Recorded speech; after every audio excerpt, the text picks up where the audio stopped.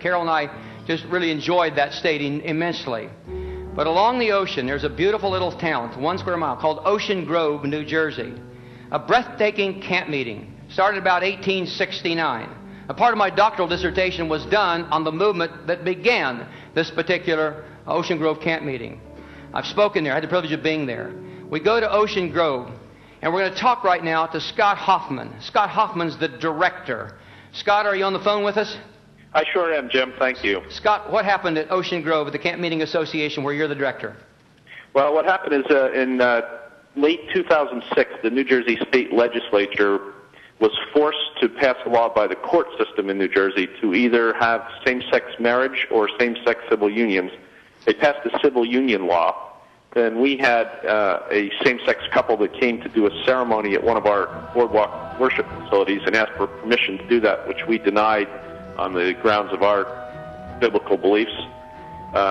We had a long conversation with them. They left disappointed but understanding our position. But then shortly thereafter, we received a notice from the Attorney General's office in New Jersey that we were being investigated on charges of discrimination stemming from our failure to allow this ceremony.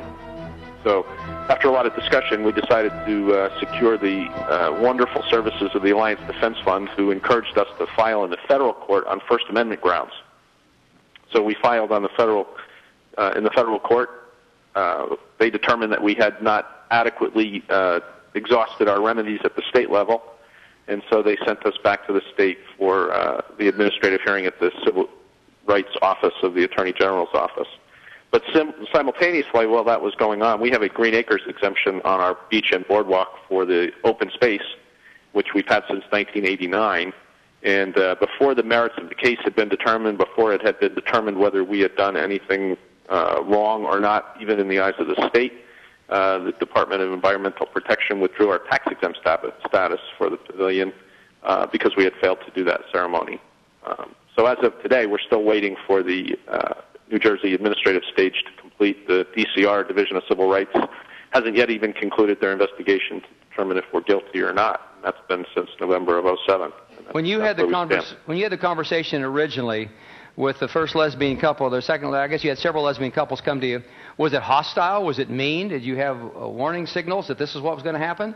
No, not at all. In both cases, the conversation was very civil. The conversation was it was a request on their part, which we explained would be in opposition to our deeply held religious beliefs. They were disappointed that they couldn't have it in this beautiful setting, but seemed to understand. So we had no idea that there was going to be a storm coming.